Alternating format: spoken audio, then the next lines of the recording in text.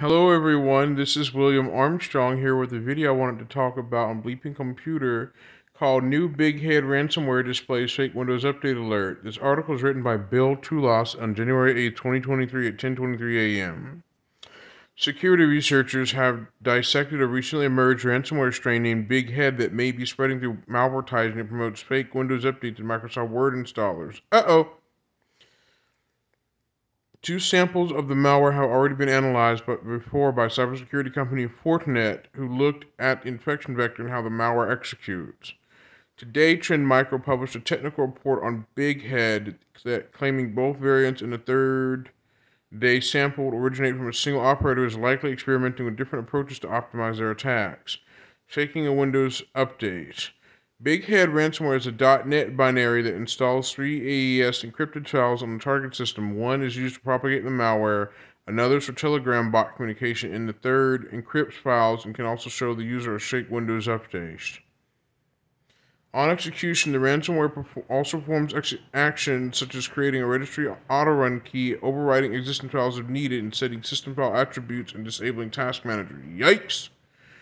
Note that past malware for Windows, like fake antivirus software, like fake rogue antivirus software back like in 2009, early 2008 to 2010, those also used to disable Task Manager too, and some malware for Windows would automatically disable Task Manager to prevent terminating it.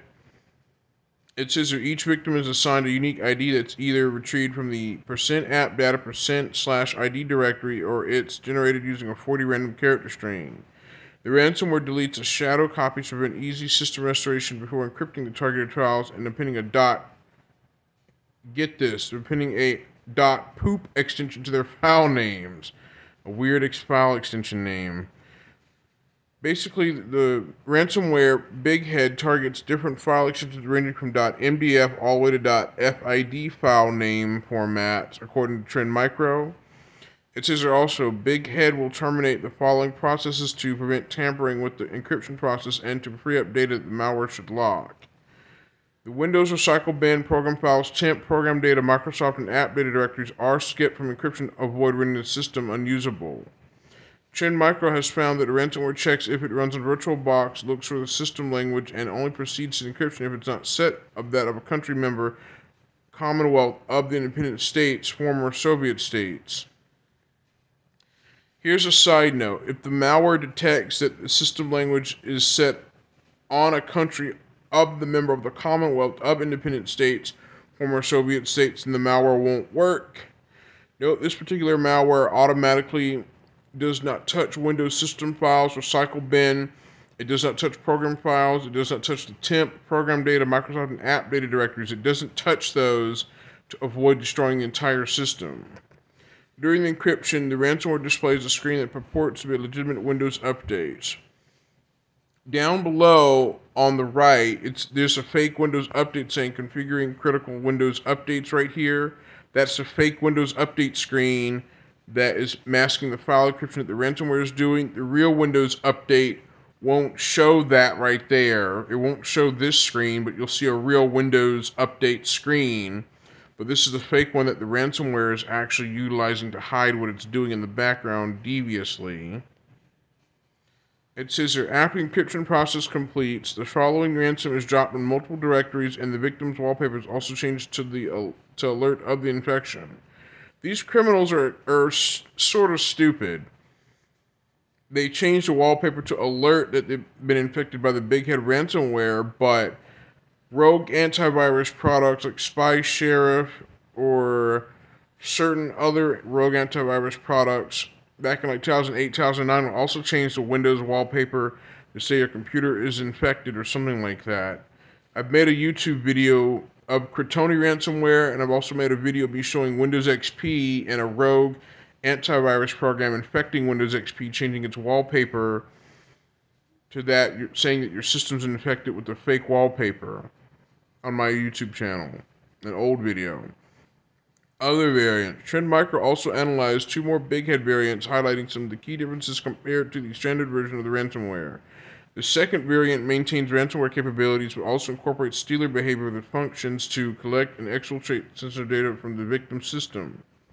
The data that this version of Big Head can steal includes browser history, list of directories, installed drivers, running processes, and product key and active networks, and can also capture screenshots. Yikes! The third variant, discovered by Trend Micro, features a file infector identified as Neshta or Neshta, which inserts malicious code and executables on the breached system. So this particular third ransomware variant also inserts code and executables on the compromised system as well, making things more worse. Although the exact purpose of this is unclear, Trend Micro's analysis speculated it could be to evade detection that relies on signature-based mechanisms. So this particular ransomware infects files in the computer for the third variant, just like viruses from early 2000 would also infect files on a Windows machine to basically attach themselves to a file in the system. For example, in this routine image, ransomware sample drops a run yes crypto.bat file. Then it drops run yes crypto.bat file copy of itself on the startup folder. Then azz1.exe basically copies itself, copies discord.exe, makes a copy of itself pretending to be discord.exe. And then it also spawns server.exe, known as the Whirlwind Stealer, another thing like that. Then the malware also spawns cipher.psm1, functions with the decryption.ps1. Locker.ps1 is the decryptor, and then cry.ps1 is encryptor.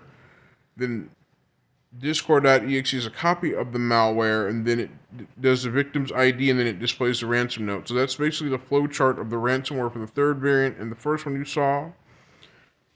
And this is the third variant here. It says, notably, this variant uses a different ransom note and wallpaper from the other two, yet it is still tied to the same threat actor.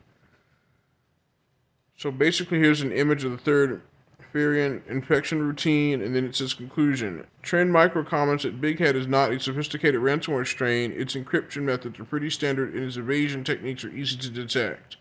Nevertheless, it appears to focus on consumers who can be fooled with easy tricks. Example given: fake Windows update, or they have difficulty understanding the safeguards necessary to steer away from cybersecurity risks.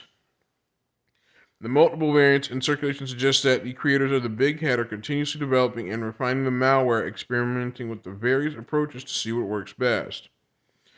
Update July 10th, 2023. Cyber intelligence firm from Kila shared additional information with Bleeping Computer indicating that Big Head's main author is likely of Indonesian origin. Kila's analysis have discovered a user on Telegram using the same names and avatars as those found in Big Head's ransom note, claiming to be a ransomware expert on posts published on IndoGhostSec. The user switched to the group's name from Big Head to Hacker to Black Hat Hacker Indonesia in June 2022, while in March 2023, he started seeking the help of other members in his effort to create a ransomware builder and other relevant tools. So that's about it. I wanted to say that this particular author of this ransomware is not very smart.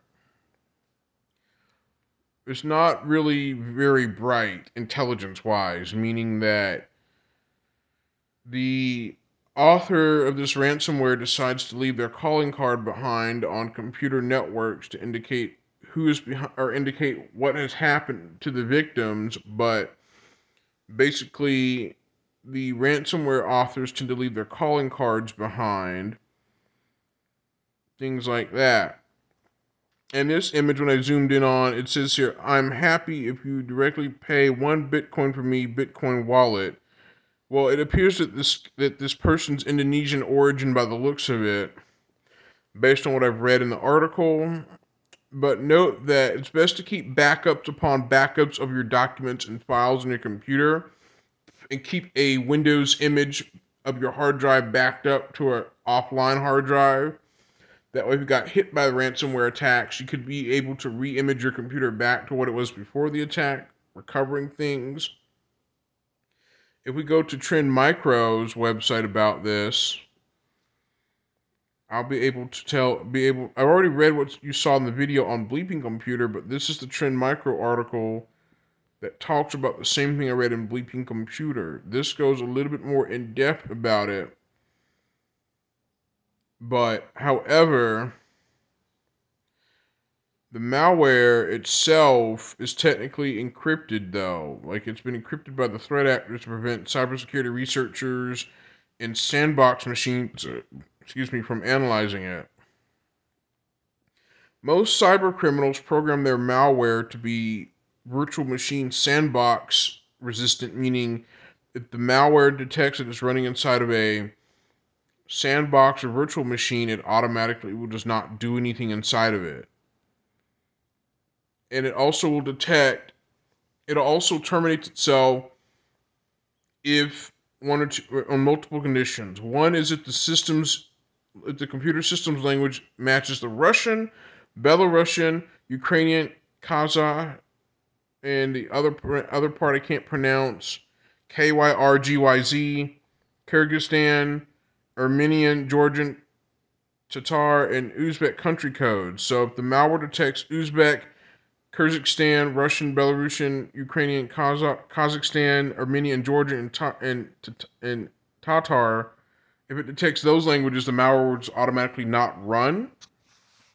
The malware will also disable the task manager to prevent users from terminating or investigating its process as well. And let me get to the part where it talks about that it also can detect if it's running inside of a virtual machine. Also, it says here, the ransomware checks for strings like VBox, virtual, or VMware in the disk enumeration registry to determine whether a system is operating within a virtual environment. It also scans for processes that contain the following substring: VBox, PRL with underscores as Parallels Desktop, SRVC.exe, and VMTools SD.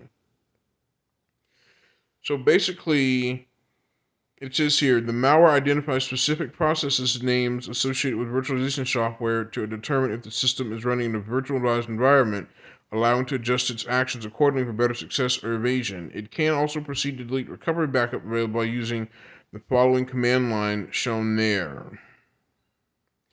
So basically, this is the end of the video. I just wanted to explain a little bit of bonus information about how this malware can detect if it's running inside of a VirtualBox, Parallels, or VMware Workstation Player, or VMware Workstation or Professional Workstation software as analyzation by cybersecurity researchers or cybersecurity analysts. Basically, this malware can detect if it's running in a virtual machine or not. It also terminates itself if it detects that it's using languages that are not listed, the country codes that are shown, the ones right here. Let me just circle the ones that it will detect and run anyway. But the ones that are shown right here, I circled, are the ones that the malware will check to see. But ones that are not listed, it will not work. So what I've circled in red will show you the language country codes that the malware will check to see if it is going to operate correctly or not. But if you set your system language to a different one that's not on that list I just circled in red, then the malware automatically will just terminate itself. So if you set your system language to Russian, if you said Russian, Belarusian, Ukrainian, Kazakhstan, Kyrgyzstan, Armenian, Georgian, or let's see, if you do Russian, Belarusian, Ukrainian, Kazakhstan, Kyrgyzstan, Armenian, Georgian, Tatar, and Uzbek, 1, 2, 3, 4, 5, 6, 7, 8, 9. If you set it to one of the 9 languages that are not on that list, then the malware will just not run. But other than that, this is William Armstrong signing out, and I will see you next time. Bye-bye.